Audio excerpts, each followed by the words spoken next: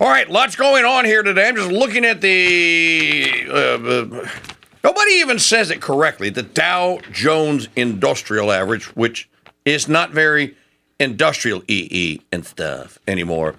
Up 257 and change, or whatever the count is at the moment. It's in green territory. I thought it melted down.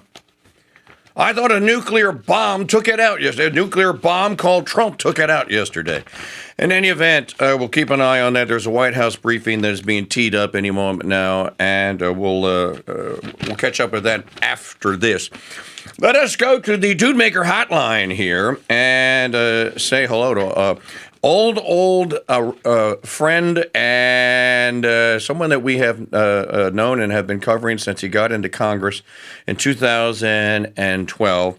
He represents the 4th District of Kentucky, and he is a Scion. He's on. Church, what are you doing with the Massie character? I told you. I'm going to primary him. We're going to primary that guy, okay? Okay, we're going to get rid of it. He's not one of us. He's not trying to make America great again. No, he's trying to make America constitutional again. How about that, Thomas? Representative Massie, a Maca movement. What do you say? I'm the original America First candidate. That you are. By the way, since last time I talked to you, which has been way too long, like 4.5 years ago, I looked up where you and I met, and I saw that you spoke at the same LPAC that I spoke at in 2014, and Gage Skidmore has the photographic evidence. Oh. So.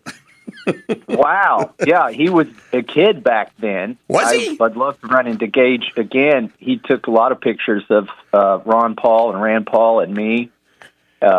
He's quite an accomplished photographer. No, 2014. So Yeah. we've been conversing for over a decade. Yeah, I met you there at the meet and greet afterwards, and you know who else I met there that was there, and I met her for the first time? Nancy Mace. Oh yeah.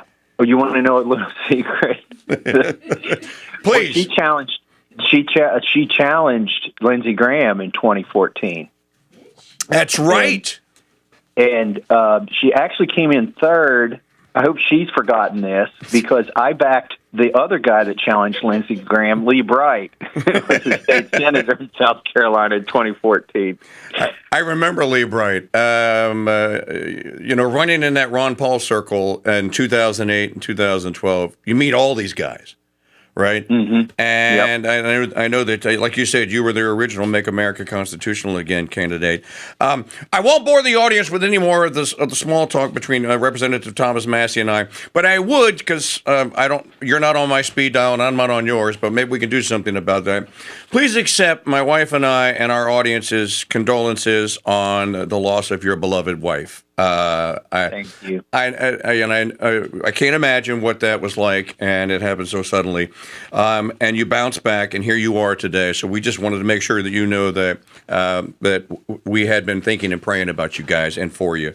And I hope everything's okay. Is all I can say. Yeah, well, it's an enormous hole in my life, and like they say, you don't get over it, but you get through it, and I'm still getting through it.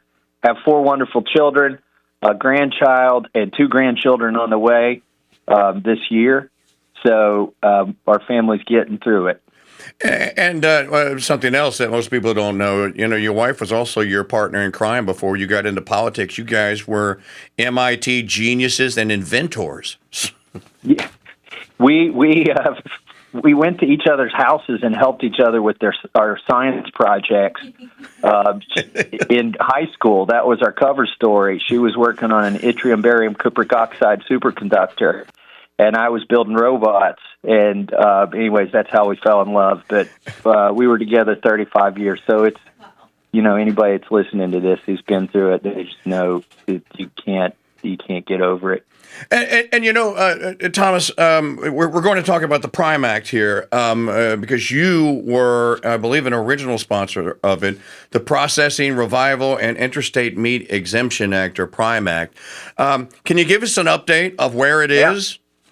Sure. Yeah, I came up with this in 2015 when they got rid of country of origin labeling for beef and pork. Now, again, this is why I was America First on this issue. I said, let's keep the labels on our beef and pork so that you can know where it came from. Your phone's got a label. Your car's got a label. Your tools have a label. Your suit has a label. Your shoes and socks have labels where they came from. And in 2015, the World Trade Organization and the big, I call it the meat industrial complex, conspired to take off the labels of country and origin for beef and pork. And I said, well, I fought it. I lost because Congress consummated what the World Trade Organization, ruled. And I said, they don't rule over us. Let's ignore them. But in any case, lost that battle. And I said, all right, well, let's at least make it easier for American farmers to sell directly to consumers without going through one of these 4 oligarchs that controls 85% of the meat market in the United States. They love the regulations, these big companies. And so what they've done is they've made it almost impossible to start a small meat processing facility that's USDA approved. But there's thousands of meat processing facilities that could do this job. But too bad they weren't allowed to do it during COVID when we saw them euthanizing animals. That's when the co-sponsorships for the P.R.I.M.E Act doubled during COVID here in Congress because of the nonsense that was going on with our meat supply. And now we've got inflation that's through the roof. You're going to see cattle prices, beef prices go way up in the supermarket. I've got the solution to that. It's basically a bill that says if you, the farmer, want to sell beef or pork directly to a consumer and you're not crossing state lines, then the federal government has no job regulating that transaction. And so allow it to happen. It's like the Emancipation Proclamation for food, at least for beef and pork. And it's constitutional. There's no interstate nexus for beef and pork that's not sold across interstate lines. That's why I put intrastate in the name of the P.R.I.M.E Act. That's what the I stands for. It's a bipartisan bill. In fact, the lead sponsor in the Senate, his name is Angus King, Senator Angus King. Maine. Now, he sounds like a hamburger offering this week only at one of the fast food joints. The Angus King. I hope if he's listening to this, he takes it as a good joke. Anyways, this is important legislation. Where's it at? That's your question? Yes. I actually convinced our Republican chairman of the Ag Committee to put a pilot program of the P.R.I.M.E Act in the Farm Bill.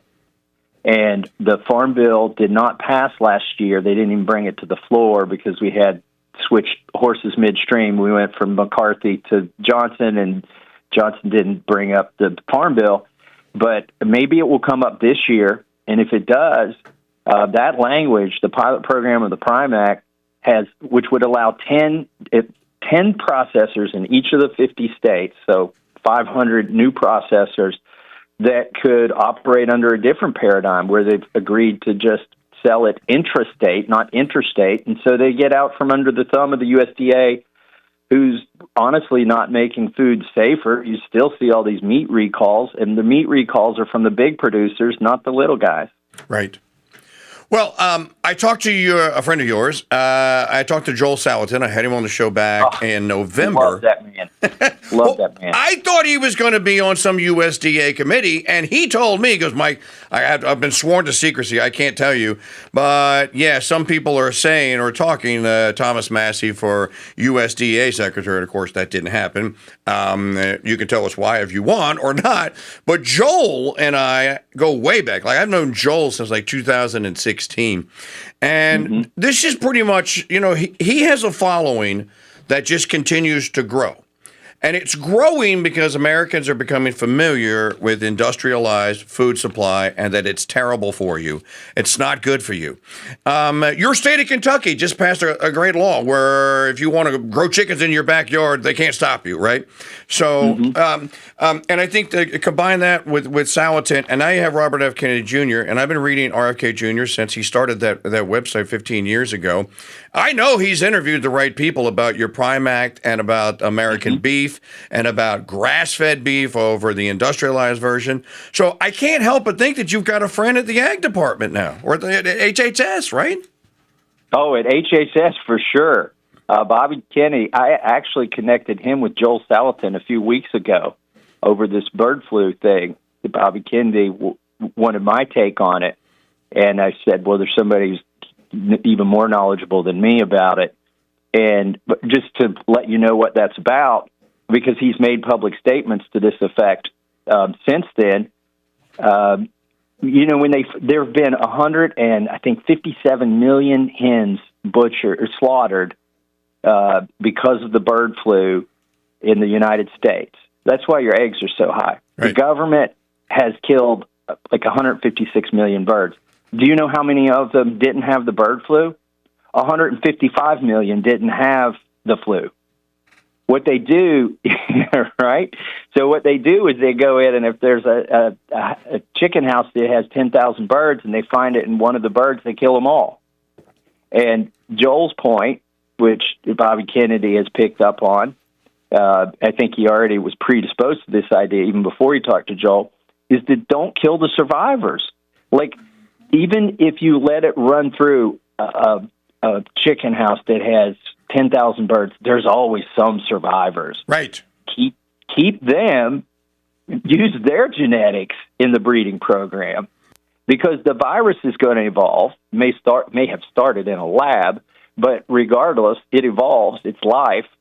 No matter how simple the life form, viruses evolve. You need to let the chickens evolve to catch up. They've got natural immunity, so quit killing the healthy chickens, the ones that survive bird flu. That's the common sense kind of solution that you're going to hear from people like Bobby Kennedy and Joel Salatin. And so there is a voice of reason over there for the first time in a long time. So that's a good thing. That's what's going on right now. There's conversation between those people. And that's good that we have Congress Bobby Kennedy at HHS on the phone on the Dude Maker hotline with Representative Thomas Massie, Sassy with Massie, Kentucky's 4th district here. Do you think Trump will follow through and try and primary you again, just for poops and giggles? I had to ask that. Well, look. I have had very good conversations with President Trump. He called personally and gave me condolences about my wife the day after she passed away. And he didn't need to do that, but he did. And then I had good conversations with him right before I endorsed him. We had a long, productive conversation on the phone where he assured me he was going to free Ross Ulbricht. And he did. And I brought Ross Ulbricht to the State of the Union here to basically pay thanks to Trump there at the State of the Union. And we've had good conversations, but it was 2020 when the president suggested I should be thrown out of the GOP, and I was a third-rate grandstander, et cetera, et cetera. I got 81% in that primary. I joke that I've got the Trump antibodies because I had a natural infection in 2020. But I was due for a booster, and so this is, I guess, my second bout of the infection. A booster. You got a MAGA booster.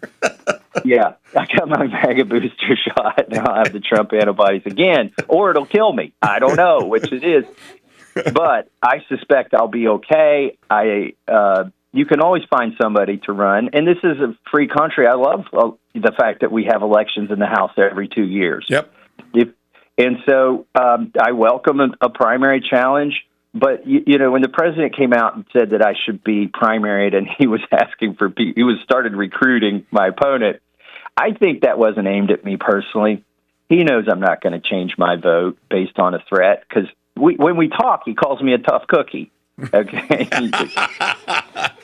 He's a tough cookie, that one. I tell you, he's a tough one. That sounds just like him. It's a private conversation, but he also says I'm a sharp cookie because I went to MIT. MIT. His uncle taught at MIT for 41 years. You know what? I knew that. I think I saw you remind people of that. Mike, it's some kind of record. I've got the best genetics. You're pretty good at that, too. I hear laughter back there, but look, it's all in good fun. I support the president's agenda. I think there's actually, there's two coups going on right now against him. The most precious thing he has right now with his mandate is time, and it's getting whittled away by the other two branches of government. Now, I'm all for balance of power, but here in the House of Representatives, Mike Johnson hasn't brought anything to the floor to advance Trump's agenda that has with a way to pass it in the Senate.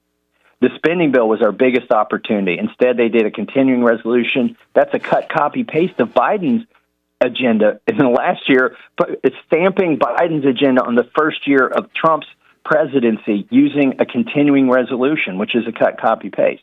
That was a coup, in my opinion, when they got Trump to go along with that. The other coup are these district judges, 677 district judges, and under the current accepted policy now, any one of them can get a national injunction and stop something that Trump is doing. That is not balance of power. When you need unanimous consent of 677 judges who weren't elected in order for the executive to do something, and it's also a question of whether who's in power. Is it the person who was elected to run the executive branch, or is it the bureaucrats? Because there's another silent coup going on there to deprive Americans of the result of the election. You got bureaucrats who are bureaucratically tying him up. You've got the judges who are judicially tying him up, and you've got a Congress that is not helping. They are not consummating these things. And I think it's it's what I call the stupid party, obviously. But, we're going to run out of time with Representative Thomas Massie here on the Doommaker Hotline. So let me jump to the next part. You reminded all of us about 2 weeks ago, 10 days ago, as if people had forgotten. I hadn't forgotten because I know he was professor of American history at Kennesaw State University. You had Speaker Gingrich in the Judiciary Committee hearing, and you asked him a question, and then the brilliant Newt took over. And it was beautiful. It was like 6 minutes of audio gold. I played the whole thing. What I want to know is, were you satisfied with his answer? Because he really didn't answer the second part of your question about the impound. He said something about impoundment, which I think the SCOTUS basically told him he could do last night.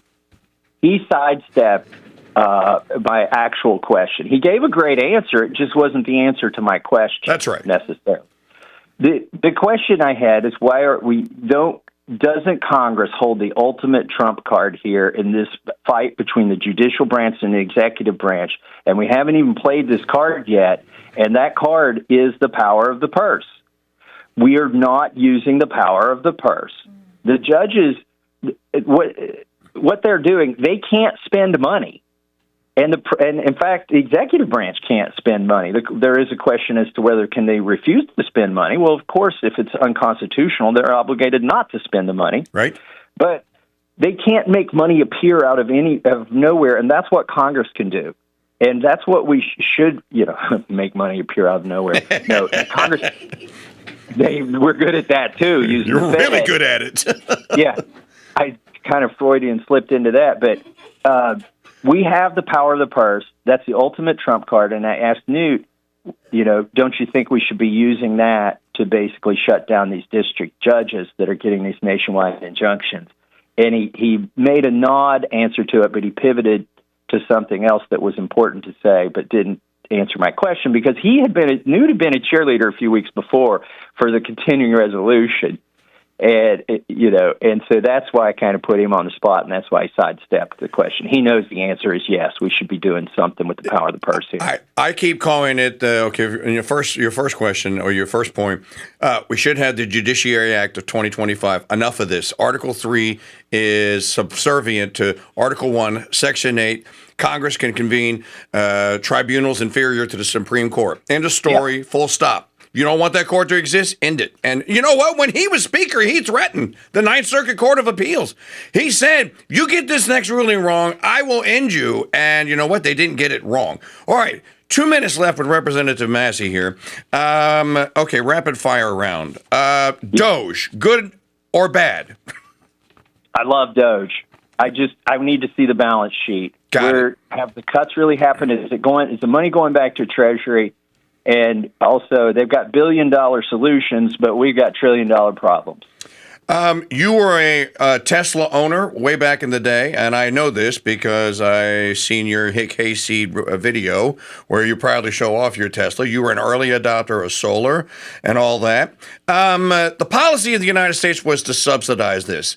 Is the Congress ever going to bring that to an end and let the market take over? We should. Look, they did the Green New Deal inside of a reconciliation bill, and we should undo the entire Green New Deal inside of our own reconciliation bill. We shouldn't even put one on the floor that doesn't undo all of that stuff. But now you got these automobile manufacturers, these battery manufacturers, who instead of making investments based on sound business decisions, assumed that Joe Biden would win his reelection and that their subsidies would be in place. So you got them lobbying us to the free market is lobbying Congress to keep the subsidies in place. So It's not really free market. Yeah, it's not. And then the final question, we got 40 seconds left here with Representative Massie, and thank you so much for your time. I hope it's not 5 years for next time I talk to you. My final question is, are you still hick, hayseed redneck? Oh, heck yes. Those are terms of endearment. Hillbilly, deplorable, whatever you want to call me, geek. You left out some of my nerd. Yeah. I associate with all of those terms. I think they're terms of endearment. I live in Appalachistan. That's Appalachia. Don't call it Appalachia, please. And I'm a proud hillbilly, redneck, geek, nerd, and I think we need more of those type of people in Congress. Elect Joel Salatin. There you go. All right, folks. Representative Thomas Massie of MIT. He's a jet fuel genius, I tell you. I know the guy's a tough cookie, that one. He really is. Something else that I hope that you go down in history for is I came here so I didn't see democracy die in an empty chamber by voice vote. I can still quote you on that. It was a great moment. I interviewed you like 5 days after that, and we talked about it. Representative Massie, my profound respect for your great work. And let's not be strangers. It's always great to talk to you. Godspeed on your work. And hopefully Doge actually gets the job done, and we shall talk soon, and America gets made healthy, constitutional, and great again. Thanks, Mike. All right. I'm hanging in here. I know like you a hair are. and a biscuit. Okay. We'll talk soon. Thank you very much. Okay, bye. All right. Folks, I extended the segment for you boobers out there, just so you know. I couldn't get to the clock on the radio. It's automated for the network. So you guys, you should make a donation. You should subscribe to the dang page and throw us over 2,100 right now is what you should do. And I know you're out there watching and listening. If you're on Twitter, you should like us. You got the full thing that radio interview guys didn't get. Only here on the Crusade Radio Network and the Mike Church Show.